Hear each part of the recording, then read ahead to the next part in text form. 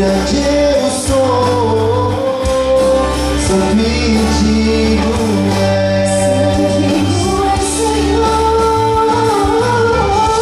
todos os meus pensamentos quero te servir e ser grato pelo que fez por mim. Sou incapaz de andar em teus caminhos sem tua direção.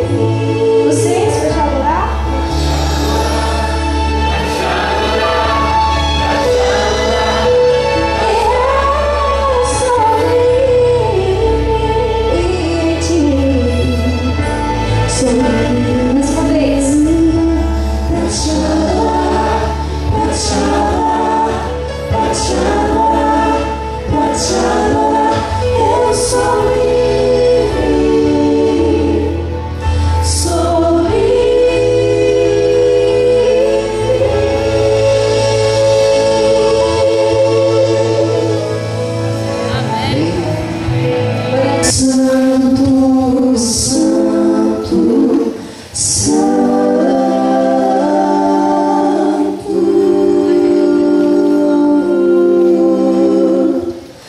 Deus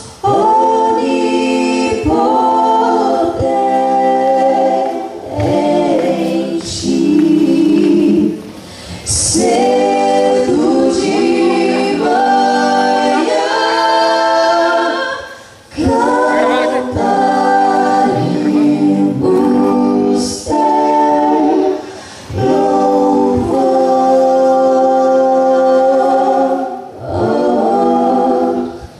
Santo, Santo, Santo,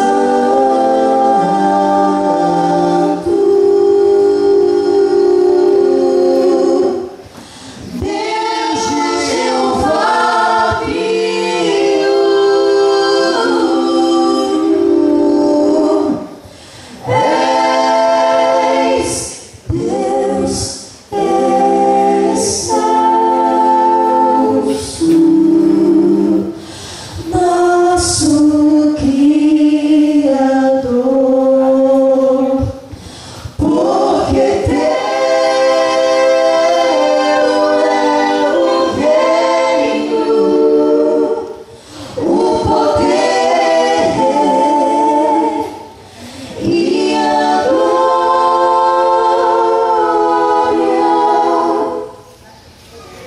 pra sempre.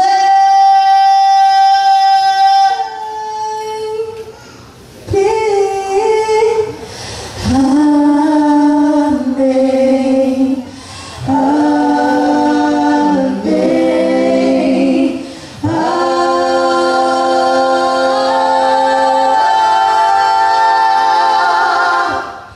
amém.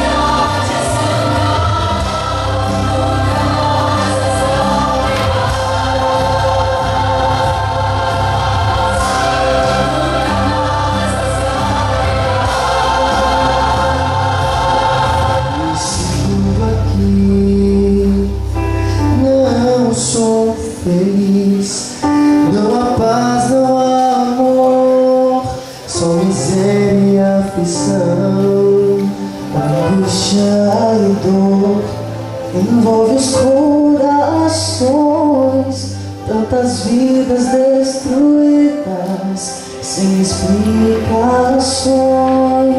Cada dia então é um motivo mais de buscar em Jesus Cristo a razão melhor. Mas de uma coisa eu sei, não muito longe está, sua volta se aproxima, você me faz esperar.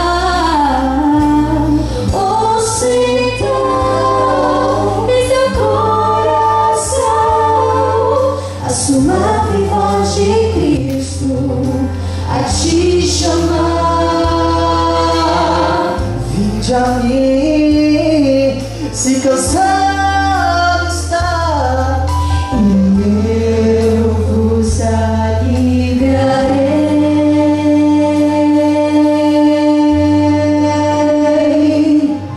vejo já Chorarei com os olhos da fé, a cidade santa, a nova Jerusalém.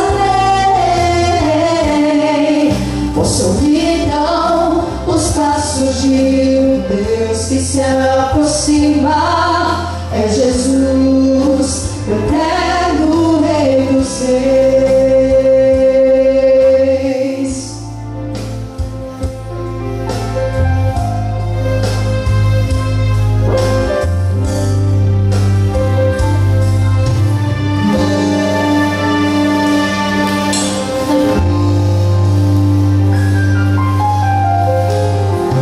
Cada dia então é um motivo a mais de buscar em Jesus Cristo a razão melhor. Mais de uma coisa eu sei, não me Ele está. Sua alma se aproxima, isso me faz esperar.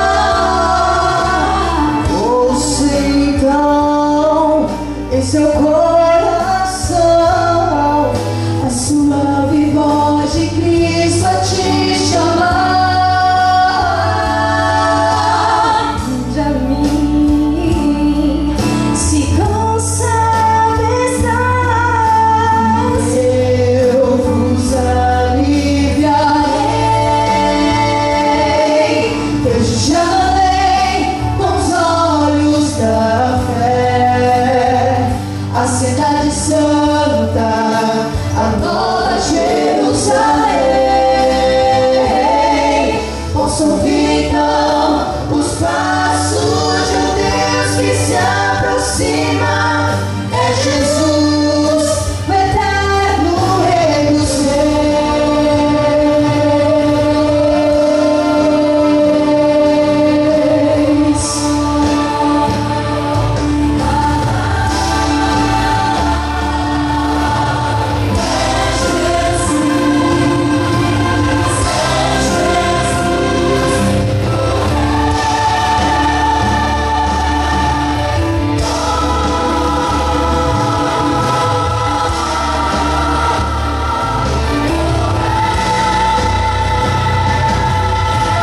Jerusalém com os olhos da fé, a cidade santa, a nova Jerusalém.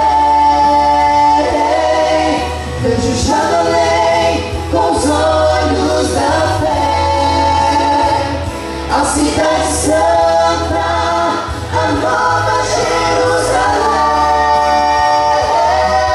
Posso ouvir então os passos de um Deus que se aproxima. É Jesus, é Jesus, é Jesus, eterno Rei dos Reis.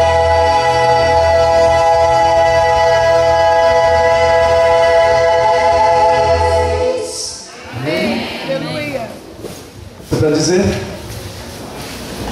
mas o tempo está acabando, né?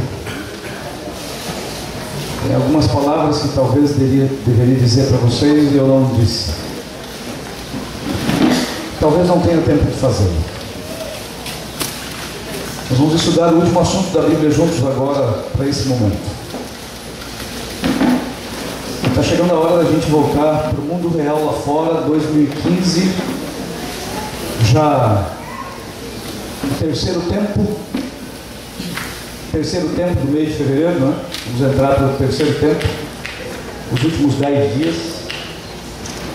2015, mundo real lá fora. Não sei quanto a você, mas na minha experiência esse ambiente aqui foi um oásis, não é? Até porque eu venho de um período de muitas viagens, muita agitação, e eu tirei esse tempo aqui na sinceridade para você, para descansar. Vocês me deram esse privilégio de estar de férias no Rio de Janeiro. Algumas coisas talvez eu precisava lembrar para você. Lá fora há um mundo que está organizando a vida como se Deus não existisse.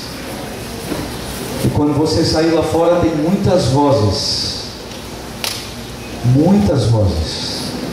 que vão se levantar para confundir a voz de Deus que fala com você. Fizemos um desafio aqui. Eu não sei quantos puxaram esse desafio para a vida pessoal. Mas eu queria incentivar você a não voltar para casa sem levar isso como um desafio. Não falar com ninguém pela manhã sem antes falar com Deus. Colocar o relacionamento com Deus como prioridade, porque as coisas que são importantes a gente acha lugar na agenda. Eu queria que você pensasse de que lá fora você tem um ciclo da proteção de Deus que nós estudamos juntos. Mas não se esqueça de uma coisa: você serve a um Deus que vai na sua frente. E a promessa é de quem não pode falhar nem mentir. E você pode cobrar. Está chegando a hora da gente partir. Eu não vou estudar esse assunto com vocês porque nós não temos tempo. E eu não vou nem ler o texto, eu vou só mencionar lá na sua casa. Você senta, lê e lembra do que eu estou falando aqui. No livro de Filipenses, capítulo 1, verso 27, o apóstolo Paulo, prisioneiro, ele escreve para a igreja que estava em Filipe, que era uma igreja muito querida. Então ele fala uma coisa interessante, diz assim: olha, eu estou com muita vontade de ver vocês. Estou parafraseando aqui. Eu quero muito ir ver-vos. Pode ser que eu vá. Paulo ainda alimentava no coração, talvez ali, o desejo de sair da prisão e visitar as igrejas. Mas ele também pensava que isso poderia não acontecer. Então ele disse assim: olha, mas se eu não for, se eu não puder estar com vocês, eu vou fazer da palavra de Paulo as minhas palavras para vocês. Quando a gente não puder estar juntos, estudar a Bíblia juntos, quando você estiver lá fora, diante dos conflitos reais do dia a dia, não nesse ambiente aqui, você tem um oásis. Eu queria dizer a você as palavras de Paulo: eu não posso estar com vocês, mas eu quero ouvir de vocês. Eu quero ouvir de vocês. De que maneira, pastor? No Facebook, Cícero.Rodrigues. Me encontra lá. Tem 3 camaradas abraçados, eu estou no meio. Todos 3 estão de chapéu, porque quando eu estou de gravata e terno, eu estou de botina e chapéu. Meu pai está de um lado, vocês vão conhecê-lo pela foto, 91 anos esse ano, lúcido, um paizão. Do outro lado está o meu irmão mais velho. Está no meu Facebook essa foto. Me adiciona lá. Eu quero saber de vocês. Twitter, PR Cícero, PR_Cícero, se você quiser seguir lá no Twitter. E tem os vários canais. Se você quiser mandar um e-mail contando de coisas boas que estão acontecendo em consequência deste encontro, Cícero.unasp é o meu e-mail pessoal. Não vou te dar o da igreja, porque de repente você quer mandar uma foto que a gente estava junto aqui. O da igreja, o e-mail institucional, às vezes ele não vai imagens. Cícero.unasp, o e-mail que eu usava quando eu era ainda teologando, fazia faculdade de teologia. @bol.com.br. Você pode mandar um e-mail. E eu quero saber de vocês. E o apóstolo Paulo disse assim: eu quero ouvir de vocês. E ele fala pelo menos 4 coisas. Que vocês estão firmes. Firmeza aqui tem que ver com firmeza de propósito espiritual. Paulo está falando da fé. Firmes na fé, no alicerce da salvação. Que vocês estão unidos. Unidos aqui tem que ver com direção. Estão seguindo na mesma direção, têm o mesmo horizonte de fé, oram ao mesmo Deus, avançam pela fé. Que vocês estão em um só Espírito. Qual é o Espírito? O Espírito do Senhor. E ele diz assim: lutando juntos, porque a luta é espiritual, pela fé que reside no Evangelho. O Evangelho tem que ver com o poder de Deus para a salvação de todo aquele que crê. A fé. Deus abençoe vocês. Que a gente se despedir, vocês não percam de vista o lar eterno, porque lá será para sempre o nosso lar. Porque se tirar a esperança do céu do nosso coração, não sobra nada. Eu disse a alguns que eu contaria um pouquinho da minha história para vocês, e alguns disse, pastor, o senhor está indo embora e não contou. Né? Eu vou introduzir então, contando um pouquinho da história. Eu estava indo no Mato Grosso do Sul, de Dourados, uma região do interior, a maior cidade depois de Campo Grande. Tem Campo Grande aqui, mas nós temos Campo Grande lá, que é a capital do estado do Mato Grosso do Sul. E a estrada estava muito cheia de buracos. E em um desses buracos, eu não consegui tirar o pneu do carro. Eu até tentei, mas pegou na quina do buraco. Cortou o pneu dianteiro do lado do motorista. E quando cortou o pneu, era final da tarde, o sol estava se pondo, já assim quase escuro. Eu estava com a luz do carro já ligada. O carro puxou na direção da pista contrária, da pista que vai e vem. E vinha uma carreta com a luz baixa e o carro puxou para frente da carreta. E quando o carro puxou, era um Santana, era novo o carro, era com poucos mil quilômetros, talvez 3 ou 4 mil quilômetros rodados. O Santana, você sabe, quem dirigiu o carro tem muita estabilidade. Mas ele puxou para a pista contrária, o cara da carreta deu um sinal de luz, porque ele estava a 80, 90 metros, não tinha o que fazer. E naquela vontade do motorista de voltar para a pista, não é?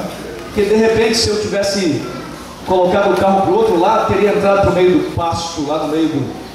ali era campo, talvez não teria tantas consequências, mas o motorista no reflexo, você quer voltar para a sua pista, sair da frente de quem está vindo, você não pensa muito, não dá tempo. Não é? E então o carro era direção hidráulica, eu girei o volante, você sabe que o hidráulico obedece. Então quando eu girei o volante, o pneu desse lado ficou contrário ao asfalto e ele foi arrastando, de lá já tinha perdido, de modo que esse pneu saiu fora, arrancou o pneu. Eu fiquei sem os 2 pneus da frente. Estou te contando isso porque me contaram, eu não vi essa cena. E aí eu imagino que como o carro desceu à frente, ficou mais pesado, não tinha pneu para deslizar, ficou o ferro no chão. Então a frente segurou e a traseira foi. Pela graça de Deus, a carreta não bateu na gente. A carreta passou. A última cena que eu me lembro são aquelas madeiras da carreta passando assim aqui do meu ladinho. Mas não acertou, gente. O carreteiro passou. O carro atravessou e capotou do lado. Eu não estava correndo muito, mas estava ruim, talvez uns 90, 100 por hora, 80, não sei. E o carro capotou 1, 2, 3, estava pesado, então o peso impulsiona, né? E ficou com, na 4ª ou 5ª capotada, ficou com os pneus para cima. 2 meninas estavam no banco de trás, elas foram arremessadas, estavam sem o cinto, e nesse caso, elas não sofreram, a não ser escoriações. Havia uma que estava comigo no banco da frente. Ela estava com cinto, teve um corte no meio da cabeça, ficou em coma por 7 dias, é professora da Universidade Federal do Mato Grosso do Sul hoje, fez faculdade de matemática, e ela fez uma cirurgia plástica e não ficou com nenhuma sequela, porque ela só teve um corte aqui no meio da cabeça. Então o cabelo cresceu, fez cirurgia, não ficou com nenhuma sequela. Ela se chama Leide. Quem conhece o pastor Valdir Rosa, que é o presidente da Associação Brasil Central, ela é cunhada dele. E na frente, além dela, estava eu dirigindo. O carro me segurou essa parte aqui, dentro do carro. E eu me deslizei no banco e fiquei com essa parte aqui, fora do carro, com as costas no asfalto. E aconteceu uma situação assim meio irônica, porque segundos depois eu acordei. Eu perdi a consciência na hora. E eu olhei e eu vi uma luz muito forte. E sabe quando vem uma sensação de riso nos lábios, você pensa que está rindo? E veio aquela sensação e eu pensei assim, sabe aquela besteira daquele negócio da luz que você vê quando você morre? Esse negócio era verdade, não é? E eu estava vivendo esse momento assim, sabe? Quando de repente, eu com as costas no chão olhando para cima, veio alguém caminhando na frente da luz. Então ele disse assim, você sofreu um acidente. Eu olhei do lado aqui, estava todo o meu cabelo, porque eu arranquei todo o cabelo da cabeça, ficou colado só aqui. Meu cabelo aqui do lado, ele falou, sua cabeça está aberta, aí tem um corte. Eu ouvi o barulho da sirene da ambulância que estava chegando. Alguém tinha chamado a ambulância. E então eu descobri que aquela luz forte era a luz de uma caminhonete que vinha atrás. Ele havia deixado a luz alta para poder clarear o ambiente do acidente, estava de noite. Então eu me lembro que eu falei uma coisa a ele, eu disse assim, por favor não avise a minha esposa. Dava sinal de celular, eu estava com o meu celular. Eu disse, não avise a minha esposa, porque ela está há 5 dias que teve meu filho. Estava 5 dias que nasceu a minha filha. Então eu apaguei de novo, só falei isso. Quando eu acordei já no hospital. No primeiro atendimento eles me jogaram alguma coisa aqui embaixo do couro cabeludo e ardeu para fazer a limpeza, então eu acordei. Estava uma enfermeira, estava um médico, mais algumas pessoas ali da área de saúde ali dentro, alguns médicos e enfermeiros. E alguma coisa aconteceu que foi terrível para mim naquele momento, porque eu tive uma pancada muito forte aqui, meu crânio trincou 2,5 centímetros. Aqui é onde pegou e foi arrancando o couro cabeludo. Nessa ocasião, o meu pescoço sofreu uma compressão de cima para baixo, o teto do carro, né? Só não quebrou definitivamente porque aquele braço que segura o banco, sabe? Eu não sou tão alto, se eu fosse 2, 3 centímetros maior, teria complicado a minha vida. Agora eu entendo porque eu sou o menor da minha família, né? E aí o que aconteceu? A compressão quebrou a vértebra 4 da coluna cervical, pescoço, a vértebra 5, e na compressão aquele disco que fica no meio, ele amassou, ele achatou, ele foi dilacerado porque a coluna fez assim, ó. E quando eu acordei, o meu pescoço, eu olhava assim, ó, eu conseguia ver o pescoço aqui, para você ter uma ideia, ele ficou na largura do ombro, né? Por causa da luxação e do sangue, daquela coisa toda, né? E da compressão que havia aqui, meu pescoço ficou grande e todo roxo. E diante dessa cena, a hora que eu acordei, eu tentei fazer assim, ó, e a mão não obedeceu. Eu tentei mexer com o pé, não obedeceu. Só fazia assim. De modo que, com o meu conhecimento da área de saúde, de anatomia, de estrutura de coluna, que é a minha especialização, antes de fazer teologia. Então, eu disse, eu fraturei o pescoço e eu estou tetraplégico. Eu conheço muito bem, porque eu acompanhei muita gente na época da clínica com isso. Então, essa informação eu armazenei aqui, e eu comecei a pensar, minha esposa é jovem, meu filho tem 5 anos, minha filhinha acabou de nascer, e eu comecei a pensar o resto da minha vida em cima de uma cama, vegetando ali, sem poder nem me alimentar. E essa informação ela começou a me perturbar emocionalmente. Eu tive o que os psicólogos chamam de uma depressão traumática, porque imediatamente eu me tranquei para o mundo. As pessoas sorrindo para mim era como se estivessem me batendo. Na UTI do hospital evangélico de Dourados, que fica a 250 quilômetros ali de Campo Grande, já depois que eu fui para o quarto, tinha um enfermeiro, um camarada, eu acho que era da Bahia, sujeito negão, forte, mas gente boa, pensa no cara, gente boa, porque ele queria fazer piadinha, queria me fazer rir, queria me deixar para cima, entendeu? E ele vinha para aplicar o soro, porque eu sentia muitas dores, né? E ele vinha para aplicar o analgésico, e ele queria me fazer rir, e eu queria rir. Então eu desenvolvi um senso de defesa contra ele. Quando ele chegava, eu fechava os meus olhos e fazia que estava dormindo. Aí, para me deixar em paz, ele aplicava o remédio e ia embora. E eu fiz isso muitas vezes, eu desenvolvi esse senso, né? No terceiro dia, no hospital, ele estava trabalhando de novo. No primeiro dia ele estava, e no terceiro também. E no terceiro dia é quando os exames haviam todos já ficado prontos. E aí ele entrou no quarto. E eu, em defesa, tranquei os olhos, fechei os olhos e estava dormindo, bem tranquilo, sabe aquele fingimento? Logo em seguida que ele entrou uma mulher, uma enfermeira, uma médica de nome japonês, ele falou o nome, era o nome japonês. E por que eu sei que era uma médica? Eu estava com o olho fechado, eu não conheço a fisionomia dela. Mas o salto, né? É diferente o pisado, né? Entrou o salto. Eu acho que na época da Inquisição, quando eles queriam torturar uma pessoa, aquele cristão muito fiel, eles queimavam na fogueira. Mas quando eles queriam, sabe, um cristão muito fiel, que eles queriam torturar muito, dava salto para andar em cima. Porque salto é uma coisa, né? Você escuta de longe, aí veio. Uma segunda pessoa, porque ela perguntou assim para ele, os exames ficaram prontos, ele disse assim, ficaram, estão trazendo. E logo entrou uma outra enfermeira, porque era salto também. E aí, meu ouvido estava muito aguçado. Sabe aquele envelope que rasga? Não é? Hoje os hospitais têm um sistema digital, que os exames ficam digital e ele busca no computador, mas naquela época não era assim. Naquela época vinha o papel mesmo, o impresso. Não é? E ela tirou a tomografia, você sabe, tem um papel grandão, né? E ela tirou, e sabe quando dá uns 3 ou 4 passos? Porque na UTI tinha aquela luz, sabe, aquele luminoso que você coloca para ver a radiografia. Então eu imagino, porque os passos foram assim, 2 ou 3 só e parou. Então o envelope rasgou, sabe quando puxa assim, faz aquele barulho? Ela puxou e colocou assim, e ficou um silêncio de 1 minuto e meio, talvez, né? Quando a pessoa está olhando, mirando. E aí, pensando que eu estava dormindo, ela disse em voz alta, para aqueles que estavam ali, o enfermeiro e a outra enfermeira. Ela disse assim, o caso dele não tem jeito. Ele fraturou 2 vértebras do pescoço, olha aqui. Essa lesão, e falou do disco, né? Lesionou o disco. O caso dele é tetraplegia, não tem o que fazer. Esse diagnóstico foi precipitado. Eu não tive coragem de abrir o olho para perguntar se era verdade, mas vindo de uma neurologista, não é?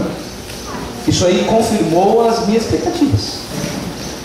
De modo que eu não falei, não abri o olho, não perguntei, mas eu senti as lágrimas assim quentinhas correndo aqui. E naquele momento, depois que eles saíram da UTI, eu fiquei só. Eu fiz uma oração ao Senhor, porque eu era adventista, eu era líder de desbravador. Eu sou líder máximo de desbravador e eu amo essa coisa. Não é? Eu era líder de trabalho missionário da igreja. Então eu orei ao Senhor conscientemente, disse, Senhor, eu não quero continuar, eu estou desistindo aqui. Porque continuar vai ser muito trágico para mim, eu não quero avançar. E o Senhor, por favor, responda a minha oração, me ajude. E eu estava orando para que Deus, de fato, tirasse a minha vida, eu não queria ver. Essa oração, ela se intensificou, o espaço entre ela foi diminuindo à medida que os dias foram passando. Nesse terceiro dia à tarde, 2 amigos, pessoas que trabalhavam ligado a mim, foi me ver, foi me visitar. E eu disse a eles que eu precisava que eles fizessem uma coisa, porque eu havia comentado da transferência desse hospital para o Hospital Adventista do Pênfigo, que fica em Campo Grande, porque eu tinha um plano de saúde lá. Sabe aquele plano de garantia de saúde do hospital? Eu tinha um plano para a minha família. Só que a neurologista havia dado um parecer de que se eu fosse, naquele dia mesmo ela falou que se eu fosse transferido, porque eu pedi para ser, eu morreria na estrada. E eu disse, olha aí, a senha, não é? Eu morro na estrada. Então eu disse a eles assim, eu quero ir. Aconteça o que acontecer, eu quero ir. E vocês vão se responsabilizar. E eles assinaram um laudo, sabe aquele termo de responsabilidade? Eu fiz eles assinarem. Eles assinaram. E entraram os 2 naquela van, né? A Sprinter, uma ambulância. Colocaram uma maca, eu estava todo amarrado. E eles entraram os 2 e sentaram, porque eles iriam me acompanhar até Campo Grande. O hospital estava esperando lá para receber. E eu fiz muitas orações na estrada, e cada vez que passava num buraco, a estrada estava ruim, e eu não morria, eu ficava muito decepcionado. Cadê esse menino? Só que eles estavam orando, Senhor, por favor, não permita que morra, não permita que morra. Eu orando. Eles disseram que nunca passaram tanta angústia, cada vez que a ambulância fazia isso, eles oravam e ficavam angustiados. Eu cheguei no hospital e não morri, isso para mim foi terrível. Lá o hospital estava todo preparado para me receber. Eu fui levado e eles queriam fazer uma nova tomografia. E eu não queria fazer, isso eu já sei o meu diagnóstico. Só que quando a médica falou lá, ao poder que tem as palavras, eu me entreguei emocionalmente. Houve um bloqueio aqui, ó. Como eu não podia me mexer até ali, eu nunca mais tentei. Entenderam? 3, 4, 5 dias, os exames saíram, nova tomografia. Começaram aqueles médicos especialistas, não é? Os ortopedistas me visitar lá no hospital. Entrava um na UTI, depois entrava outro para vir ver o caso, que era o caso. E o tempo foi passando. 10º dia, 11º, 13º dia, eu já estava em uma condição lastimável emocionalmente. Eu chorava e eu não queria continuar. E havia uma nuvem negra que me cobria dos pés à cabeça. E eu estava extremamente irritado, com os nervos à flor da pele. E a coisa estava ficando desse jeito. lá pelas 2 horas, 3 horas da tarde, o ortopedista-chefe do Hospital Adventista entrou. Na UTI que eu estava lá, no hospital, tinha 2 camas, só que a outra estava vazia. Então eles se apoiaram aqui na cama porque ele estava acompanhado de um outro médico. E ele me apresentou, esse aqui é o neurologista, Dr. Janivaldo, ele representa a CODMA, que é um processo de implante no Brasil. E ele está aqui em Campo Grande para um simpósio para ortopedia. Eu levei o teu caso, apresentei lá. E ele veio ver o teu caso porque ele tem uma notícia maravilhosa para você. E quando o camarada me cumprimentou, sabe assim, olá Cícero, como vai você? Sabe aquele cara locutor, sabe? E ele veio, disse não sei o que, não sei o que, não sei o que, e falou, e deu um monte de coisa, notícia boa e tal. E falou assim, ó, eu tenho 2 coisas para falar para você, 2 notícias, uma é boa e outra é ruim. E aquele sorriso dele me incomodou de um tanto. E aí ele disse, qual você quer primeiro? Isso é clássico, né? E eu não respondi, ele falou, o que você quer ouvir primeiro? Bom ou ruim? E aí eu respondi. Eu disse assim, eu sei o que você tem para me falar. Aí ele disse, sabe? Então me conta, ele falou. Eu disse, a notícia boa é que eu não vou morrer. E a notícia ruim é que eu vou ficar o resto da minha vida vegetando em cima do avião, fazendo só assim. Não é bem assim não, ele falou. E aí ele explicou todo o processo. Olha, você teve uma pancada na cabeça, foi uma pancada grave, deu 187 pontos na tua cabeça, até então eu não sabia a quantidade de pontos. Ele disse, foi tão grave a pancada que você trincou o crânio. Eu também não sabia dessa informação. E ele disse assim, olha, no meu tempo de neurologia eu já vi gente ficar vivo, mas não pensando com uma pancada dessa. Ele disse assim, olha, a tua medula, ela sofreu uma luxação de cima para baixo, de modo que você amassou o disco que vai no meio, não sei se você sabe, mas esse disco ele não se recupera, ele se degenera. Ele é um disco gelatinoso e o organismo, o sistema imunológico destrói ele. E ele falou assim, você fraturou a vértebra 4 e 5 da coluna. Se fosse a 1, não teria cura. Se fosse a 6, mas a 4 e a 5 tem. E eu ouvi uma coisa, ele disse assim, que tem hora que a gente tem que acreditar que Deus põe a mão, ele falou. Porque ele era ateu, esse médico.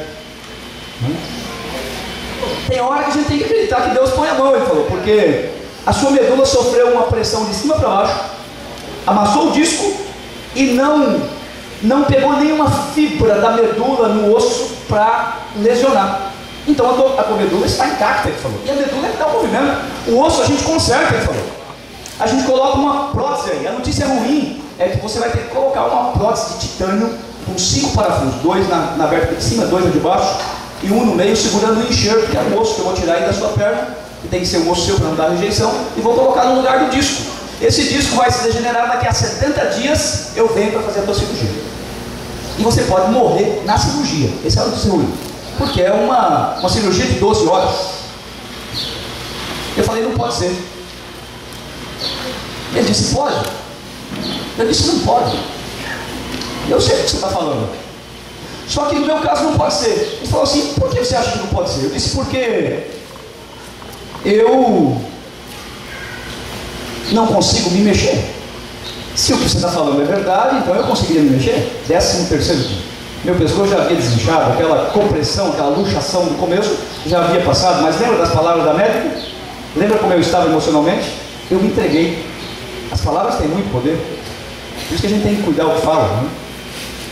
Eu nunca mais tentei. Houve um bloqueio aqui, ó. A psicologia explica isso. E ele disse assim, quem foi que disse que você não consegue se mexer? Talvez nos 3 primeiros 4, 5 dias, talvez, por causa do inchaço e a pressão, mas agora não. Agora você consegue, porque é a medula que dá o movimento. Eu disse, eu não consigo. Ele falou, você consegue. E eu disse, eu não consigo. Ele falou, você consegue. Aí eu comecei a chorar, sabe? Quando você fica assim. E ele disse assim, você consegue. Eu falei, eu não consigo. Aí ele encostou bem pertinho, sabe? Ele usou uma psicologia que é a psicologia de reação, né? Ele encostou assim, ele chegou, levantou da cama e veio perto e ele deu um grito que eu fiquei surdo. Ele falou assim, cala a boca, rapaz! Sabe quando o pai fala para o filho com muita raiva? Rapaz, eu tremi.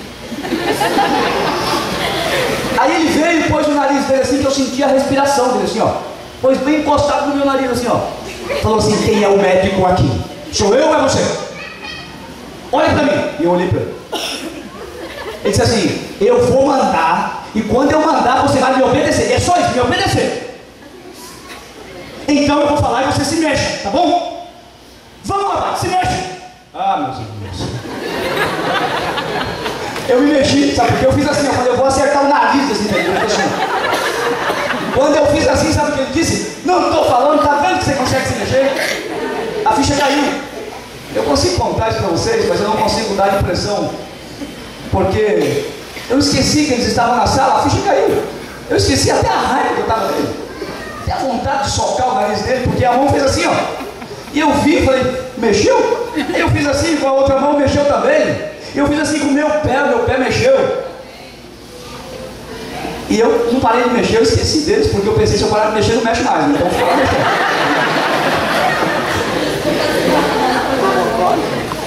Sabe o que aconteceu depois? O que veio depois é extraordinário. Porque ele pegou o telefone do quarto, o ortopedista do hospital, e mandou trazer uma parafernália, um negócio que põe aqui, né? Um ferro que vem aqui, um negócio aqui, põe aqui, uns parafusos aqui, outra coisa aqui, pôs um plástico aqui, aquele acrílico aqui, trancionou um parafuso aqui, outro aqui, porque não podia mexer o pescoço. E aí, quando estava tudo seguro, o ortopedista pegou de um lado, ele do outro, nos meus braços, me sentou, falou assim, olha, foi só no pescoço, o teu corpo não quebrou nada, pode andar. Vocês não têm noção do que é isso. Como se estivesse tirando assim uma tonelada das suas costas, sabe? E eu tremendamente tenso, né? Me levantei. E aí, assim, com o pescoço, sabe? Como que pisando em ovos, eu andei para lá e andei para cá, dentro do quarto. E eu sentei a cama, ele me fez ali o planejamento de como seria, falou, olha, esse disco vai se degenerar, você vai sentir muitas dores, é como dor de dente, não dá para cortar com remédios, e foi 17 noites sem dormir, né? É como dor de dente. E a medula, minhas veias já ficaram dilaceradas, eu cheguei a tomar aquela morfina em doses limites, né? Doses limites, não dá para tomar mais, e não fazia efeito. E ele me explicou tudo isso, falou, é um processo, vai acontecer, vai degenerar o disco, vai dar muitas dores, mas 70 dias depois, que é o prazo que esse disco demora para se degenerar. Ele falou, eu venho para fazer a tua cirurgia. Quando eles saíram do quarto, eles foram embora, eu fiquei só, eu fiz uma outra oração. Porque daí eu comecei a pensar, pode ser assim. Ele me disse assim, se der certo a tua vida volta ao normal, você vai poder cuidar da tua família, você vai poder andar a cavalo, não sei porque ele mencionou isso, mas para mim teve muito significado na época, né? Ele não sabia as minhas origens, ele falou, você vai poder andar a cavalo se você quiser e tal. E aí depois que eles saíram, eu fiquei pensando no que ele falou e fiquei ali por um tempo, a ficha caindo. Depois que a ficha caiu, eu falei, Senhor, será que é verdade isso? Porque se for verdade e for assim, e o Senhor me permitir ficar com vida, então eu vou abandonar os meus projetos. Eu tinha 2 clínicas, uma em Três Lagoas, que é Mato Grosso do Sul, onde eu morava, tinha um consultório também, e tinha um laboratório. E uma outra que ficava no estado de São Paulo, numa cidade chamada Ilha Solteira, que é do outro lado do rio. E eu tinha comprado, à beira do Rio Paraná, quem conhece aquela região, eu tinha comprado um terreno grande para fazer o sanatório, porque eu não tinha internação. E quando eu precisava de internação, eu pegava a Santa Casa, ou pegava o hospital, e eu pagava por isso, e era caro, meu lucro diminuía. Então eu pensei assim, eu vou parar com tudo isso. Agora eu vou parar. E eu vou mudar o meu projeto. Eu falei para vocês, a minha família é uma família de médicos, e eu tenho um cunhado que é ateu, e ele sempre conversava comigo assim, uma conversa, eu já falei sobre isso. E eu pensava assim, quando eu saía da conversa com ele, eu era líder da igreja, mas quando eu saía da conversa com ele é muito bom de argumentos, dava a impressão que eu estava perdendo, que eu não tinha respostas para ele, sabe? E eu ficava decepcionado, olha, eu não consegui vencer ele nesse diálogo. Então, no primeiro momento, eu não pensei no ministério como pastor, entenderam? Eu pensei assim, eu vou me preparar, e preparar no meu conceito era fazer teologia, porque eu queria ter resposta para quem me perguntasse da minha fé. Então eu disse ao Senhor, eu me lembro da frase, eu disse assim, Senhor, eu vou me preparar, e eu vou preparar pessoas até o Senhor voltar, para encontrar contigo. A minha esposa veio, nós conversamos, eu contei a ela o ocorrido e toda a situação, e ela disse assim, nós vamos. A minha esposa, você sabe, é uma família de berço nobre, ela foi criada na fazenda, usa botina, chapéu também, mas o pai tem muitos recursos, e a gente estava numa vida muito confortável. Eu morava num apartamento de cobertura, tinha carro do ano, ela também tinha, né? A gente tinha 2 filhos, o sonho, porque veio a menina, né? Eu queria muito uma menina e veio a menina. E nessas circunstâncias eu disse a ela, nós vamos? Ela falou, nós vamos. Eu disse, é uma mudança, ela disse, não tem problema, nós vamos. Se for tudo assim como você está falando, nós vamos.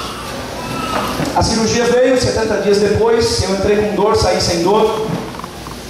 6 meses depois eu estava colocando aqui aquela proteção e voltando a dirigir. Em setembro eu estava me preparando, fazendo uma revisão de matérias, porque eu queria prestar o vestibular e passar no vestibular. Então eu prestei o vestibular e eu estudei muito para passar no vestibular, porque eu não queria decepcionar o Senhor sem ser o meu melhor, né? Porque a barreira é o vestibular. E eu fui lá do vestibular do NASP, na minha turma, o terceiro de todo o NASP, porque eu me preparei mesmo, levei a sério essa questão. E no ano de 2001 eu comecei a faculdade de teologia. Eu cheguei no consultório e tinha uma central que marcava ali o momento de terapia da clínica, porque era laboratório. A minha formação é biomedicina, mas eu quase não trabalhava nessa área. Eu tinha um laboratório, mas eu trabalhava na minha especialização, que é coluna. E eu fui no simpósio de ortopedia quando eu cheguei, distribuí meus cartões e fiz uma demonstração do meu trabalho, de modo que os ortopedistas da região mandavam-me pacientes. E em 3 meses eu tinha mais de 1000 pacientes ativos, para você ver como que eu tive que trabalhar. E o negócio estava indo de vento em pouco, estava indo tudo muito bem. E sabe o que aconteceu? Aconteceu assim, ó. Nós fomos.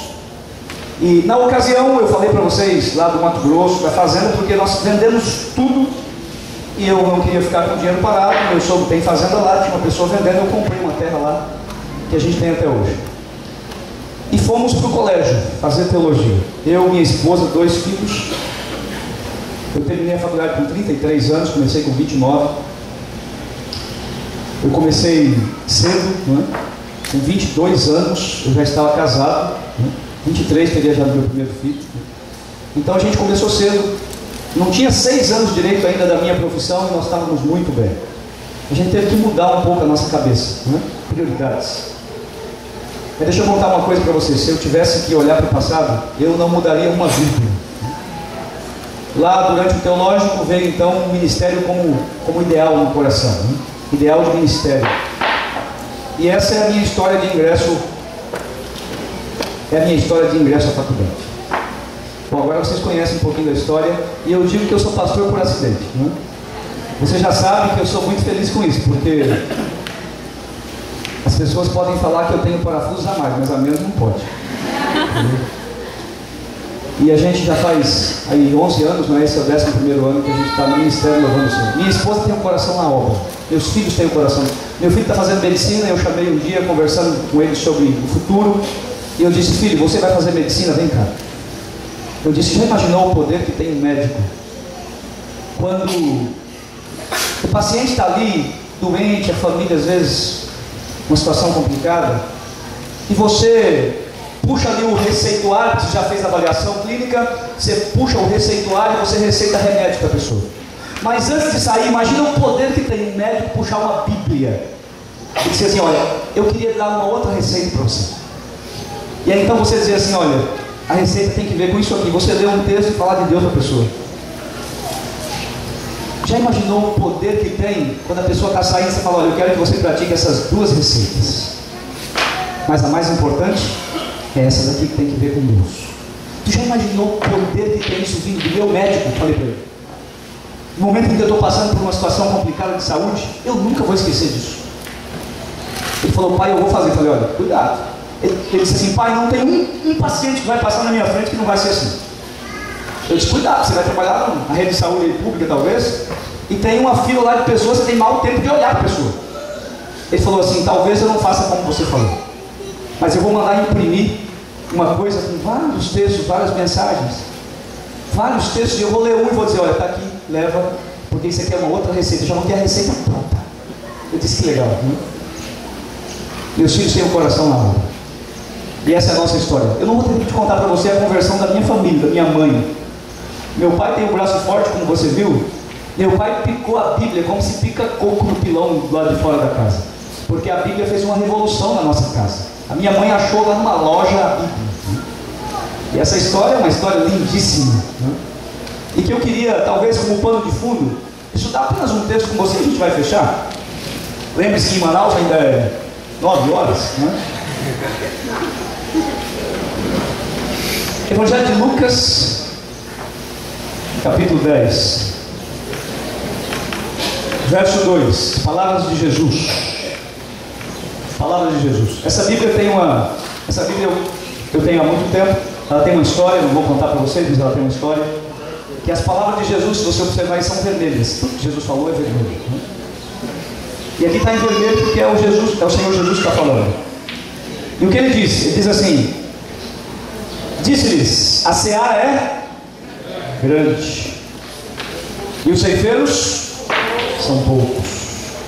Rogai, pois, ao Senhor da seara, para que ele mande trabalhadores, obreiros para a sua seara. Feche os seus olhos, vamos orar ao Senhor. Bondoso Deus, nas mãos temos a tua palavra, ela foi lida mais uma vez e precisa ser compreendida.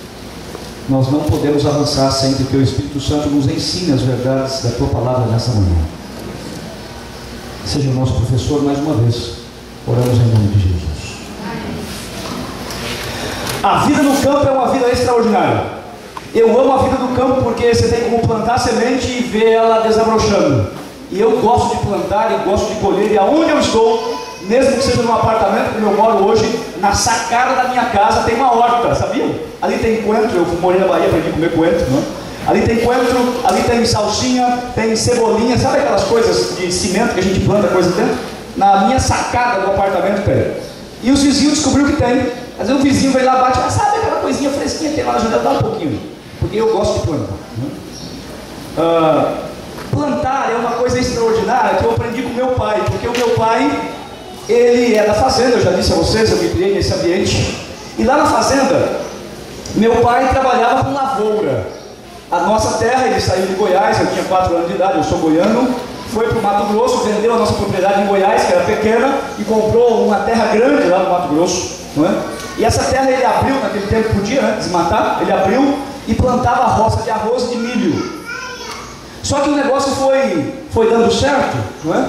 Então meu pai já não fazia mais apenas na sua terra, ele arrendava uma fazenda por 5 anos, de modo que quando ele fosse entregar a terra, ele entregava formado para o fazendeiro. Isso é uma boa coisa para o fazendeiro, não é?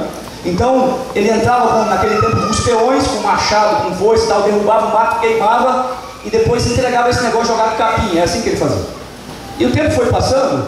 Como eu tenho 5 irmãos, meus irmãos ficavam responsáveis por pessoas, cada um com um grupo de 30, 40 homens, cada um em propriedades diferentes. Eles eram gerentes daquele grupo de pessoas. O tempo foi passando, o negócio foi dando certo e chegaram os equipamentos, não é? Porque a colheita já era farta, então vieram os tratores, não é? As colheitadeiras para colheita, terra mecanizada. E eu me lembro que eu aprendi a dirigir no volante de um trator. Eu tinha 11 anos e eu virava à noite gradeando terra. Porque na época do plantio, quem trabalha com lavoura tem que trabalhar intensivamente por causa da chuva que vai chegar e tem que plantar antes de chegar a chuva. Então, tudo que você pensar de fazenda, eu sei fazer, entre eles trabalhar com colheitadeira, fazer colheita, plantar com trator, essa coisa toda. E eu me lembro que meu irmão trabalhava, e eu trabalhava também, às vezes nós revezávamos à noite, e eu colocava, sabe, a grade atrás do trator, aquela terra vermelha, e o sono da madrugada, sabe quando vai chegar a madrugada, vai dar um sono, não é? Mesmo no trator que é barulhento, e o olho começava a fechar, e eu saía do caminho, porque a grade tem um caminho, né? Eu saía e começava a andar lá no meio, e acordava lá longe do trajeto. Aí sabe o que eu fazia? Desenvolvi uma técnica. Eu pegava uma chave e eu tirava o escapamento do trator. E aquele negócio, nesse momento, faz um barulhão terrível, né? Para poder manter-me acordado durante a noite. E assim foi. Mas tem uma coisa que eu quero contar para você que tem que ver com esse texto, porque não há nada mais gostoso do que você ver a terra vermelha por um momento, aí você vai com as plantadeiras e você joga a semente, e aí você volta alguns dias depois e acontece um fenômeno da natureza que é uma coisa linda, porque começa o quê? Começa a brotar o verde, as carreirinhas assim da plantação do milho ou do arroz que meu pai plantava, e aí aquele negócio açoitado pelo vento e vai crescendo, não é? E fica aquela lavoura, aquele negócio grande, e quando o vento bate e balança aquilo, eu gosto de ver isso, faz parte da minha origem, é um negócio lindo de ver. Então, a plantação é algo lindo, porque quem trabalha na lavoura sabe uma coisa que eu vou falar. Lá em casa teve muita fartura, sabe? Meu pai foi um homem sempre de muita fartura. A nossa casa tinha banana em fartura porque ele tinha um bananal. Tinha cana em fartura porque ele tinha cana. Tinha mandioca em fartura porque ele tinha um mandiocal. Então ele plantava assim, sabe, parte da terra pra gente. E lá ele construía um celeiro, uma tuia, que ele chamava de tuia, né? Um paiol, um celeiro. Ele construía e ele deixava lá milho para o ano. Milho para o ano. Ele deixava lá arroz para o ano, que era socado no pilão. Ele deixava tudo ali. A gente tinha muita fartura em casa. E quando ia na colheita, você sabe que quem mora na fazenda, quando é a hora que você tem dinheiro? Quando é a melhor hora para quem trabalha na lavoura?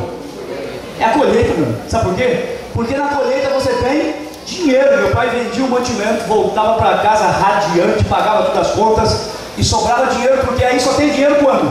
Na próxima colheita. E nessa época da colheita é uma coisa louca, sabe por quê? Eu tenho 7 irmãs, tinha 7 irmãs, né? Então a minha mãe ia para a cidade com a gente, porque meu pai vendeu o alimento e tinha dinheiro. E naquele tempo ela abastecia a casa, era lençóis, cobertas, tudo que era para abastecer. E então a minha mãe ia para um lado com as minhas irmãs para as lojas. E meu pai ia para o outro com a gente, que era homem. Minha irmã saía com as mulheres, minha mãe com as mulheres e meu pai com os homens. E meu pai nunca foi mesquinho, ele falava assim, agora é hora de vocês comprarem roupa, ele é para o ano, então escolha homem. E a gente comprava 5, 6, 7 calças, não sei quantas camisas, porque era para o ano. Não sei quantos sapatos e tênis e tal, e ele ficava sentado lá, lendo uma revista e só ia depois pagar a conta. Porque tinha dinheiro, né? E é gostoso ter dinheiro para pagar as contas. E tinha dinheiro. E a minha mãe fazia o mesmo com as minhas irmãs. E você sabe que mulher não vai comprar, meu amigo? Não é? E a minha mãe saía com as minhas irmãs, e era um monte, imagina. Então quando chegava lá na hora das compras ali, a minha mãe deixava elas comprando e ela comprava também as coisas dela, mas com mais objetividade, pela experiência, sabia o que queria, não é? E a minha mãe ficou aqui no balcão de uma loja, e ela ficou lendo ali na loja uma Bíblia que estava aberta, e não é coincidência, é providência. Alguns falam assim, mas Deus, né? Que coisa, que sorte que eu tive.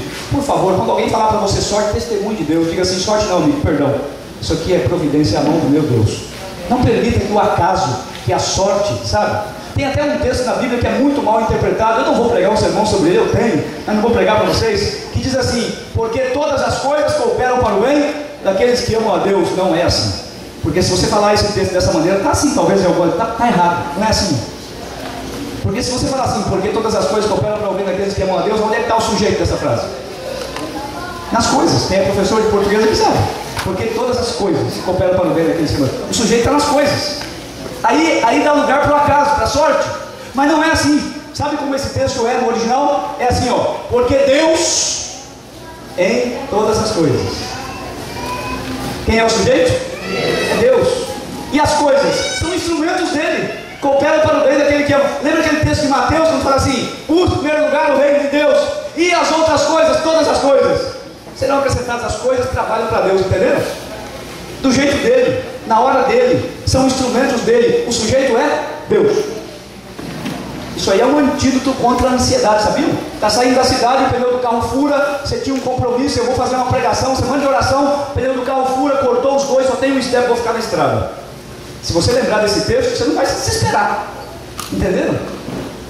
Porque o cara pode ficar desesperado. Senhor, mas eu trabalho para ti, pode pregar, como é que pode eu permitir um negócio desse? Meu amigo, confie, que coopera para o teu bem, sabe por quê? Porque ali na frente pode ter um assaltante, um bandido que vai te matar. Deus está preservando a sua vida. Ali na frente pode ter um acidente que por 3 ou 4 segundos, não é? Você pode ser liberto. Então Deus está querendo que você espere. Confie, vai cooperar para o bem. Você está nas mãos de Deus, está seguro, não importa o motivo. É um antídoto. A gente tendo isso em mente, você não se preocupa quando a coisa dá errado, porque opa, de alguma forma lá tem Deus na direção e vai dar tudo certo, porque a soberania de Deus está sobre todas as coisas. Lembre sempre desse texto assim, porque Deus em todas as coisas, o sujeito é Deus. Bom, sabe o que acontece depois? A minha mãe, com o texto aberto no mandamento, e ela começou a ler aí Êxodo capítulo 20, só que o lugar onde fala do sábado, por providência, estava grifado. A pessoa passou ali uma caneta só sobre o sábado. E ela leu esse negócio, lá veio o cara da loja, que era adventista, não é? José Ferreira, eu não tive o privilégio de conhecer esse homem. Diz que ele veio para o Rio de Janeiro aqui, talvez de repente até vocês conheçam. Não sei, hoje deve ser muito velhinho, talvez, não está vivo mais. Mas ele veio e falou assim, você está lendo aí? Você viu? Falando sobre Deus aí, o texto da Bíblia fala sobre os mandamentos. Aí a mãe falou assim, eu sei, mas é diferente da minha, porque a gente é católico lá em casa. E nós temos uma outra Bíblia, aquela Bíblia grandona. E lá não é assim que fala. Porque essa aqui está falando sobre o sábado, né? Para a gente é o domingo. E ele falou, não é comigo não, é o sábado. Ele falou assim, a sua Bíblia é aquela grandona, tem uma cruz na capa. Ela falou, essa Bíblia tem uns livros a mais e tal. Explicou para ela, falou assim, mas os livros que essa daqui tem, a sua também tem. E lá diz exatamente isso. Sábado, pode ver lá, é um mandamento e eles não mudaram, está lá, pode ver na Bíblia que é assim mesmo. E a minha mãe falou, não pode ser não. Ele falou, tanto é que eu vou lhe dar essa Bíblia de presente. Você leva para casa essa Bíblia e compara lá, para você ver que é igualzinho. A minha mãe falou, você vai me dar? Eu disse, eu vou. E ele deu a Bíblia. Ela estava fazendo uma compra grande também, né? O ano todo, lembra disso. Mas ele deu. Eu penso que ele deu, porque naquele tempo a Bíblia não era como hoje, comum como hoje, né? A Bíblia custava muito caro naquela época. Mas ele deu. E a minha mãe pegou a Bíblia, pôs na bolsa e tal. Lá em casa ela começou a estudar a Bíblia, que fez uma revolução, eu disse a você, na nossa casa. Meu pai criava porcos, um mangueirão de porco, começava logo assim no quintal e ia até o rio. Era milhares de porcos. Eu me lembro que tinha assim, só quando jogava lavagem para os pequenininhos, né? Aquelas sobras de comida. Eu consigo lembrar assim que ficava, sabe, você não conseguia ver o chão assim, ó, era muito. Talvez uns 300, aqueles porquinhos pequenos. E era 1 quilômetro de mangueirão de porco. E a mãe falou assim, eu encontrei na Bíblia que carne de porco e gordura de porco não é de Deus. Porque ninguém orientou a minha mãe. Ela estava fazendo do jeito dela. E na simplicidade da minha mãe, ela falou assim, não é de Deus, então não quero mais. E ela falou assim, aqui em casa não vai mais cozinhar com banha de porco e nem nós vamos comer porco. Ah, meu amigo, isso foi uma crise universal. Meu pai falou, como é que é? Onde é que você achou isso? Ah, porque eu estou estudando a Bíblia. Sabe o que mais? A minha mãe falou assim, café. Meu pai plantava café. Café aqui em casa não vai mais não. Meu amigo, isso foi uma crise universal, entendeu?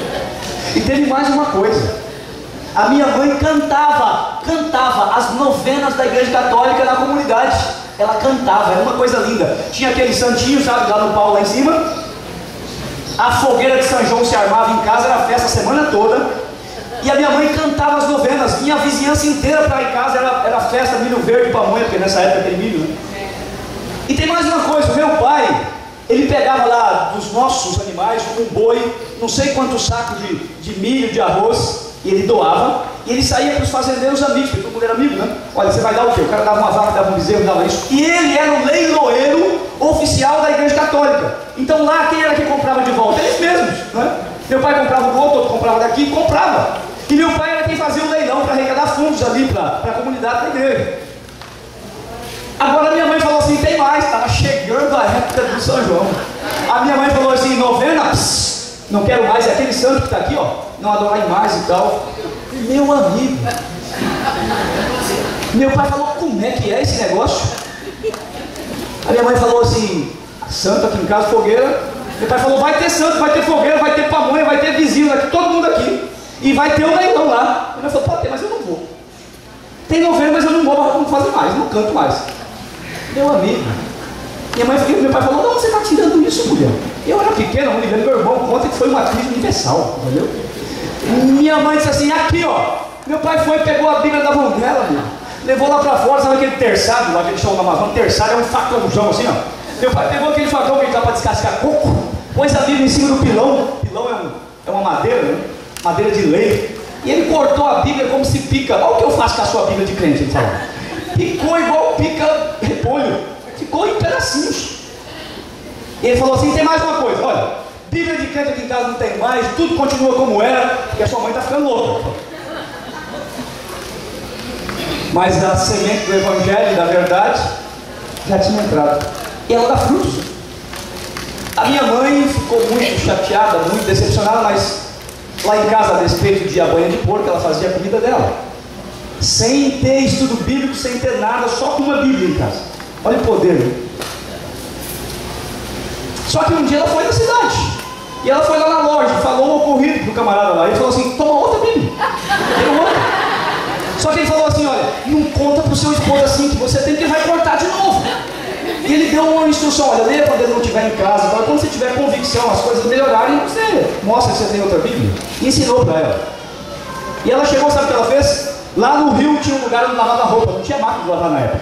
Tinha o batedor ali, lugar de lavar roupa, minhas irmãs desciam para lá. Ela pegou a minha irmã mais nova, a Cristina, colocou lá em cima do morro, porque ela descendo assim, colocou lá em cima do morro, para ver se o meu pai não vinha. e combinou um código, né? Acho que era 2 subiu. Ela subiava 2 vezes. Por quê? Porque ela descia lá e as minhas irmãs lavando roupa, ela sentava, pegava a Bíblia que ela colocou dentro de um saco de plástico, desse saco de arroz, e pôs embaixo de uma lata de cinza do fogão e deixava lá embaixo. Ninguém sabia. E ela pegava a Bíblia, arrancava de dentro e começava a ler para as minhas irmãs. E a minha irmã mais velha, muito preocupada, disse assim: olha, chamou meu irmão mais velho, então disse assim: olha, tem um problemão, porque a mamãe conseguiu outra Bíblia. Sabe aquela Bíblia que deu aquela crise universal que a mamãe tem outra. E tem mais uma coisa, ela está lendo para todo mundo e está sendo uma coisa forte para ela e tal. Aí, para o meu irmão poder conversar com a minha mãe, entendeu? Então foram lá os dois mais velhos, 2 filhos mais velhos. Sentaram com a minha mãe, porque você sabe que no passado se respeitava muito a figura do pai, no sentido de que um filho para repreender um pai amigo era um negócio de louco. Hoje as coisas estão ficando diferentes, né? A gente, como adventista, lembre-se, o pai é um mandamento com promessa, pai e mãe, promessa de vida, obedeça. Pai e mãe é uma coisa séria, né? A menos que o seu pai fale assim: vai para o carnaval, porque tem que obedecer o pai do Senhor, né? O que não é do Senhor, você siga o que o Senhor colocar no seu coração.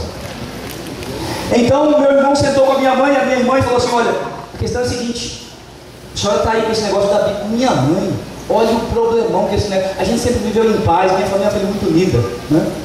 A harmonia que é a nossa casa, minha mãe virou uma crise. A senhora viu esse negócio? Agora, papai disse que essa Bíblia aqui é o cão aqui dentro de casa, a senhora traz outra. E a minha mãe falou: meu filho, mas a Bíblia é a palavra de Deus, como é que é o cão? Não pode ser não. E tem mais uma coisa, eu vou lhe falar, essa Bíblia aqui é igualzinha à nossa, porque a gente tinha a nossa, né? Sabe aquela grandona? Eu estou lendo aqui, não é de crente coisa nenhuma, é igualzinho à nossa católica. E olha, aqui está falando sobre o sábado, porque o sábado era um outro problemão, né? Está falando sobre o sábado. Sabe aquela Bíblia que tem lá em casa, aberta lá? Eu olhei lá hoje, sabe aonde está escrito assim: lembra-te do dia do sábado? Naquela também tem.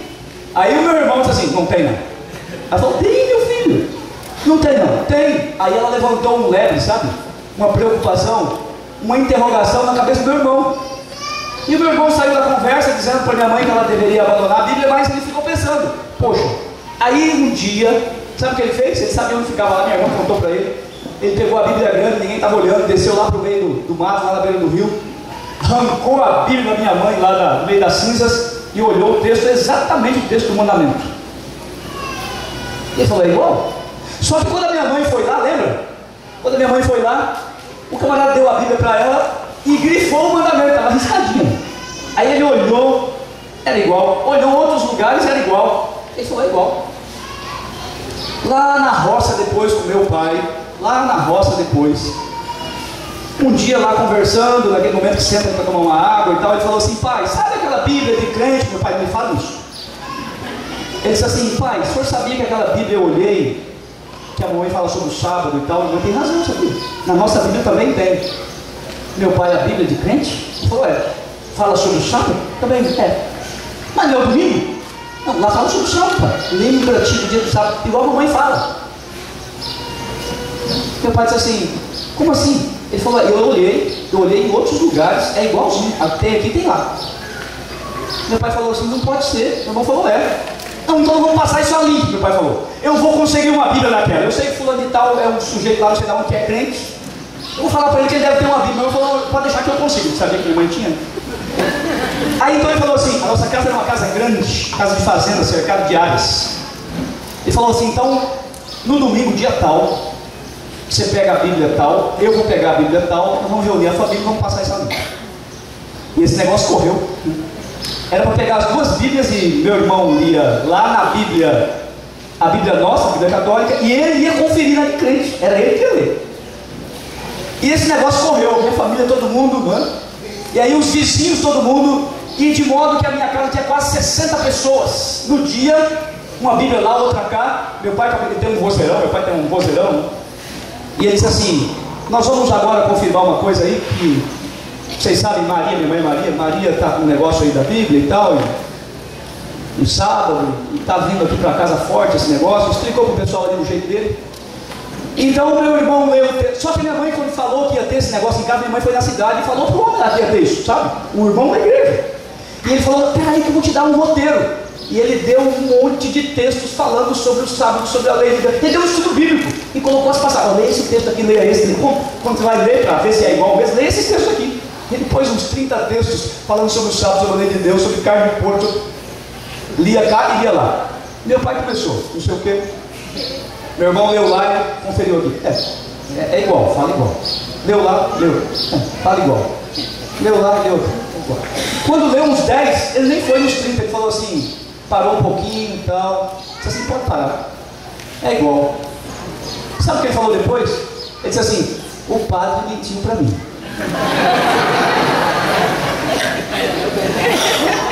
Ele vai ter que me explicar. Porque o tempo todo eu vejo ele domingos e festas. Aqui está falando do sábado, na Bíblia dele, que a Bíblia, sabe essa Bíblia grandona? Era um presente que o padre tinha dado. Ele disse assim, como é que ele me dá um negócio que na palavra de Deus fala o sábado, e ele me vem com essa história de domingo e festa? Ele me enganou. E aí, ele não via a hora do padre chegar, porque ele queria contar essa história para o padre e passar limpo. E ele estava furioso. Só que o padre, sabe aquele padre velho, amigão, que põe a mão nas costas, ri com todo mundo? O padre era um amigão do meu pai. E o meu pai chegou e contou essa história furioso, e o padre abraçou ele e falou, isso aí é a velha dispensação. E foi falando, e não sei mais o que, e no final, meu pai tinha ido na dele. Mas meu pai perguntou uma coisa para ele, e eu louvo ao Senhor pela sinceridade desse padre, porque meu pai perguntou assim, e Maria, ela está errada em ver essa questão do sábado? Ele falou, não, o sábado está na Bíblia. Pode deixar ela seguir, não tem problema, é a Bíblia. Se ela quiser seguir, não tem problema. Não teve novela lá em casa, minha mãe não cantou. Não foi mais, não teve o santo lá, meu pai respeitou. A fogueira pegou, o santo não teve. E ele chegou em casa e reuniu a família. Aqui tem um diferencial que eu queria que você pegasse isso aqui. Porque meu pai reuniu os filhos e ele disse assim, quem é da saia, da barra da saia da mãe, eu era. Vai com ela para a igreja. Não tinha alternativa não, vai com ela para a igreja.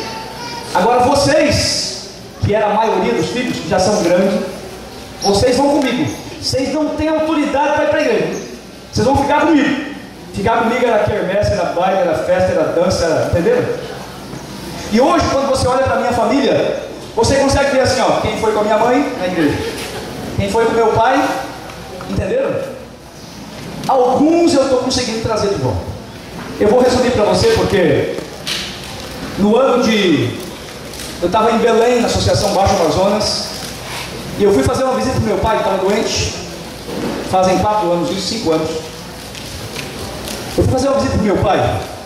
E quando eu cheguei, falei para minha mãe, não quero a senhora em casa, porque eu não vou visitar como filho, vou visitar como pastor. Cheguei e rasguei o verbo para ele, sabe? Quando eu saí com vocês pesados, achei que foi muito duro, pô. E eu falei, pai, o senhor viveu tanto tempo para Deus, bateu tanto na cabeça. E eu fui falando para ele da vida, eu fui colocando algumas coisas, e eu falei, pai, chega, está acabando. A vida é como uma erva que cai e morre. E eu trouxe até aqui para vocês, olha. Eu falei que eu ia colocar aqui, eu trouxe até aqui, porque eu queria que vocês usassem líderes, meninos aí do clube de desbravadores. Olha, eu vou colocar isso aqui, talvez me perdoe o pessoal do acampamento, porque não vai ficar muito... Me ajuda aqui, alguém me ajuda aqui colocando isso, para parar aqui, acho que dá para parar. Enrosca aí nessa caixa aí. Será que dá? Não dá não? Tá, deixa aí, pronto. Não vai ficar bonito, eu sei, mas vai ficar. Sabe por quê? Eu queria que vocês usassem isso aqui depois. Olha, eu tirei esse negócio faz um pouco mais do que 40 minutos talvez. Olha as folhas já murchando. Porque longe da fonte de vida não tem vida, entenderam? E eu falei para o meu pai, é como a erva que cai, pai. Olha os seus cabelos brancos. Eu queria ter a sua força, eu queria ter a sua disposição quando o senhor anda. Agora eu não quero mais, o senhor anda 10 metros, está cansado, falei para ele. Eu peguei pesado, e eu falei, sabe o que vem depois? Vem a morte. Daqui a pouco a família vai se reunir para te enterrar, falei para ele. E para onde é que vai o Senhor depois? Chega de viver para o mundo, falei para ele. Viva com Deus, vem para Deus, olha o tempo que a gente ora pelo Senhor. Falei para ele, o senhor tem mais uma responsabilidade, falei para ele. A família que o senhor levou com o senhor, está aí, vai se perder, falei para ele. Antes de descer a sepultura, o senhor tem que ter a hombridade, a honra de falar para os seus filhos, olha, eu estou aqui no tanque do batismo, e eu estou dando meu testemunho, para que vocês vejam que eu estava errado, que a mãe estava certa. eu levei vocês para longe de Deus, e eu estou dando o primeiro passo, eu estou aqui porque eu quero ver todos vocês no céu. Falei isso para ele, sabe, tocou o coração dele. E ele falou assim, você vai voltar aqui quando? Eu falei, vou voltar aqui em maio, isso era final do ano. Ele disse assim, até lá eu vou colocar minha vida em ordem. A vida em ordem era uma cerveja que ele tomava, porque muitos amigos, meu pai tem muitos amigos. E um cigarro que ele fumava. Eu falei, tá bom, orei com ele e fui embora. Nem fiquei para ouvir, fui embora. Liguei para minha mãe e ela falou assim, teu pai parou de fumar. Pensa num camarada de opinião, porque fumou mais de 30 anos. Ele disse assim, eu vou parar. E eu sei que foi muito duro para ele, Deus deu poder, ele parou. Passou o tempo e minha mãe falou assim, sabe aquela cerveja que teu pai toma? Parou. Os amigos não estão vindo aqui, está sendo muito duro para ele, porque a casa era cheia de amigos, né? Tomar uma cervejinha no final da tarde. E os amigos não estão vindo aqui, né? Tinha amigos do meu pai, pela influência que ele tinha, que pegava ele com um avião, levava para a fazenda, e ele ficava lá, entendeu? E esses amigos sumiram. E meu pai começou a sofrer desse ambiente, né? Eu conversei com ele, comecei a falar com ele e tal, mas ele firme na sua decisão. Estava chegando o dia, eu combinei com o pastor da igreja da minha mãe, que eu estaria lá, e que eu faria o batismo do meu pai. Chegou o dia, era só ele ter se batizado. Eu fiz uma mensagem, porque o meu pai fez uma convocação, não foi um convite. Ele mandou uma carta, eu tenho uma cópia, onde ele dizia assim, eu estou pedindo que você venha e não me desobedeça. No dia tal, hora tal, na igreja tal. E eu preciso que você esteja lá, porque daqui a pouco eu morro. Ele fez um apelo assim, sabe? Toda a minha família, com exceção daquele meu irmão que eu disse a você que a gente não sabia onde estava. Toda a minha família estava ali. E sabe, quando eu falo toda a minha família, é uma família grande, meu pai tem 36 netos, mais uma quantidade de bisnetos. Não é? Aí as noras, os gêmeos. A igreja é uma igreja metade dessa de vocês, lotou, superlotou, ficou gente na janela. E eu preguei para a minha família, falei sobre a graça naquela manhã. Quando eu terminei, entrei no tanque do batismo com meu pai, eu não tinha condição de falar, porque eu estava muito emocionado. A família inteira ali, muita gente da igreja já chorando. Só que na hora do apelo foi até bom, porque eu não tinha condição de fazê-lo. Meu pai disse assim, o apelo é comigo. Eu não entendi. E ele foi assim, ó, sabe aquele microfone que eles colocam no pedestal, que fica ali perto do tanque, tem um vidro, né? Ele segurou com as duas mãos no vidro, chegou perto do microfone, eu fiquei até com medo, porque para não encostar. E ele chegou perto e falou assim, o apelo hoje é comigo. Ele tem um vozeirão, e ele disse assim, eu estou falando aqui para a minha família, então vocês estão aqui porque eu convidei. Eu estou aqui no tanque, nas águas aqui, ele usou a minha expressão, eu uso a expressão água do batismo, estou aqui nas águas do batismo, e eu estou com os cabelos brancos, já velho, eu quero dizer a vocês que eu estava errado. Ele usou as minhas palavras. Eu dei lá no dia que eu conversei com ele o apelo, porque ele fez a mesma palavra. Ele falou assim, um dia sua mãe achou uma Bíblia e achou a verdade. E eu fui enganado, ele disse, porque eu me deixei enganar. Eu sabia que estava na Bíblia, mas eu me deixei enganar. Então eu levei vocês para longe de Deus. Muitos aqui estão porque eu falei assim, vocês vão comigo para a festa, para o baile. Eu não sabia onde isso ia dar. Então eu sou responsável por isso. E eu sei que daqui a pouco eu vou para a sepultura, mas eu não posso descer antes de dar a vocês o rumo certo, a mostrar o caminho. E eu estou aqui dentro para dizer a vocês uma coisa, eu estava errado. A sua mãe estava certa. E olha, eu quero ver vocês vindo para a igreja, porque eu quero encontrar com vocês lá no céu. Eu demorei muito, mas eu louvo a Deus porque Ele me aceita. E Ele fez um apelo comovente. Depois desse apelo dele, eu batizei meu irmão mais velho, minha cunhada, 2 sobrinhas, já batizei um outro meu irmão, batizei uma irmã. Está vindo para a igreja também. Deu resultado, porque ele tem uma influência muito forte sobre a família. Eu já parei, vou concluir. Mas eu não posso concluir sem falar uma coisa para vocês, me permitam. Sabe aquela colheita que eu disse a você? Vamos ver um outro texto que fala sobre ela para a gente encerrar? Apocalipse, capítulo 14. Apocalipse capítulo 14, os versos são os versos 14, 15 e 16. Olhei e vi uma nuvem branca, e assentado sobre a nuvem, um semelhante ao Filho do Homem, tendo na cabeça uma coroa. Está falando de quem aqui? De Jesus. E na mão ele tinha o quê? Uma foice afiada. Então outro anjo saía da onde? Do santuário. Olha da onde sai esse anjo. Do santuário de Deus, clamando em grande voz, aquele que estava sentado no trono, dizia: lança a tua foice, porque é chegada a hora do quê? Da colheita, da ceifa, pois já a seara, a terra fez o quê?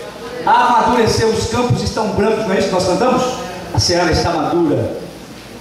Verso 16, aquele que estava sentado sobre a nuvem, meteu a sua foice na terra, e a terra foi o quê? Ceifada. Está falando de que dia aqui? O dia que o Senhor virá. Tudo aquilo que nós falamos aqui tem que ver com esse dia, o grande dia de Deus, lembra? Agora me permita falar uma coisa para vocês, para encerrar, meus irmãos.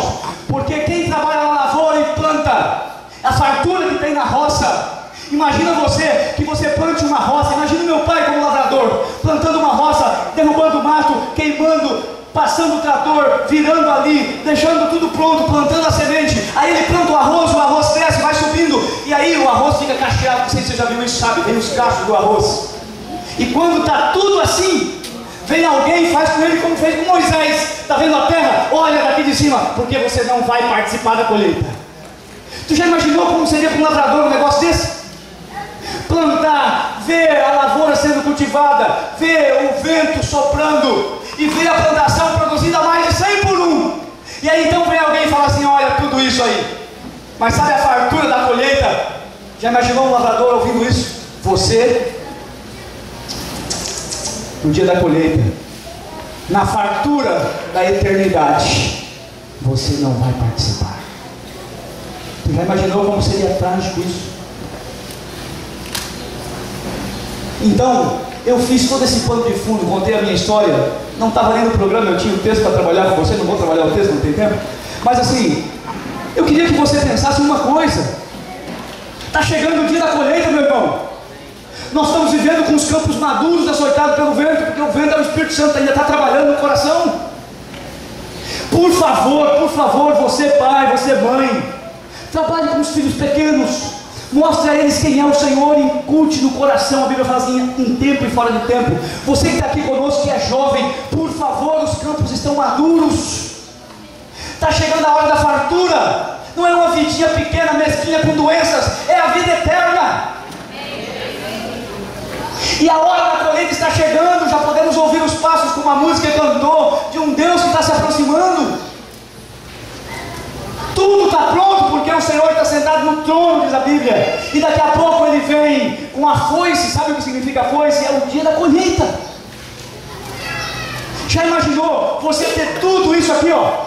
A gente fala, a igreja canta, você louva, tem um ambiente de força e poder de Deus. Tudo está à sua disposição, tudo já foi feito, a semente foi lançada.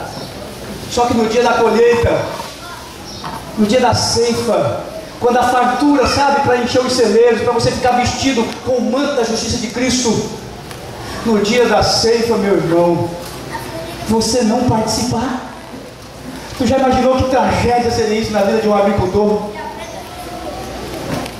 Tem muita gente que lança semente, não é isso? Vê a semente florescendo na vida dos outros. Você já imaginou, no dia da ceifa, você que lançou a semente, vê os frutos indo para os celeiros e você não está? Tu já imaginou isso?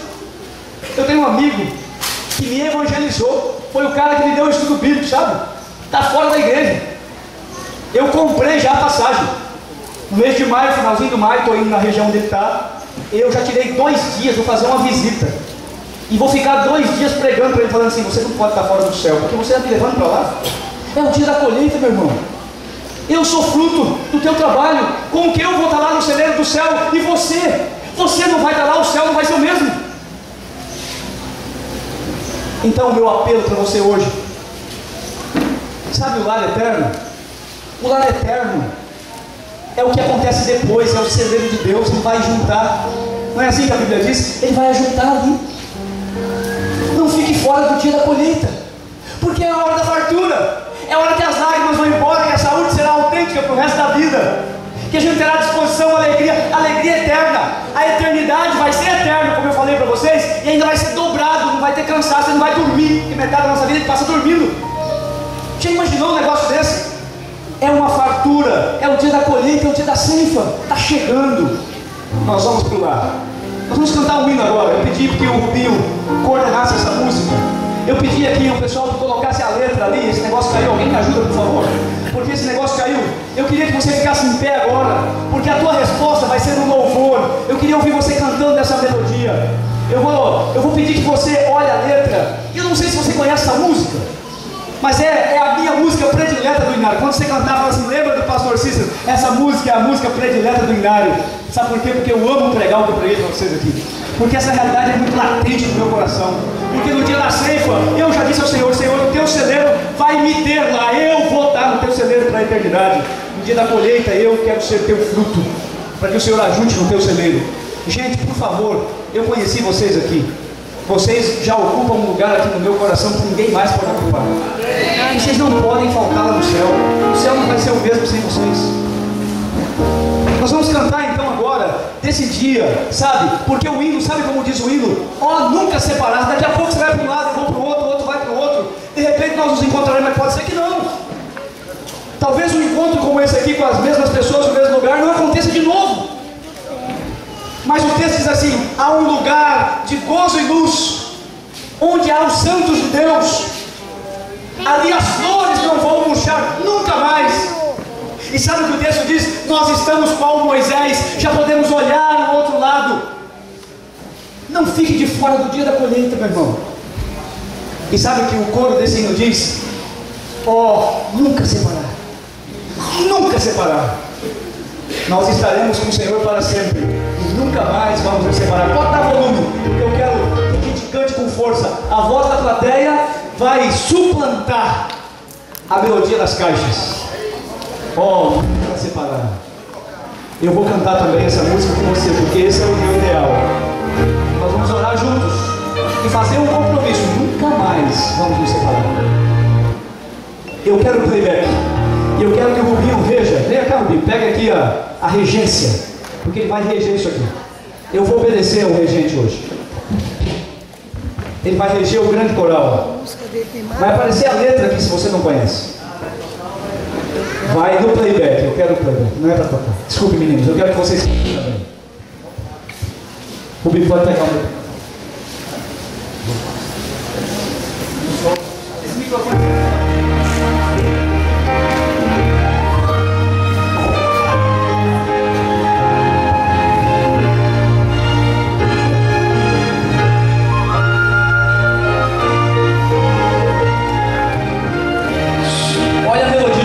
Olha a letra. Sonhe com esse dia, meu irmão. Põe esse hino no seu coração. Nunca mais vamos nos separar. Juntos.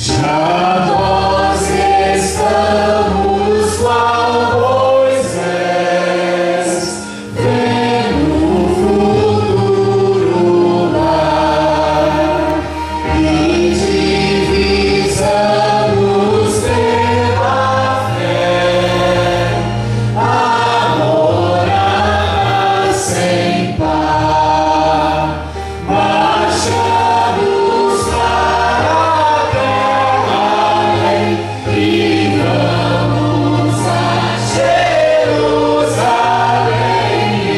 iremos com Jesus reinar e nunca mais nos separar. Diga ao Senhor. Oh, nunca separar, não, nunca separar, oh, nunca separar, não, nunca separar, iremos com Jesus reinar e nunca mais nos separar.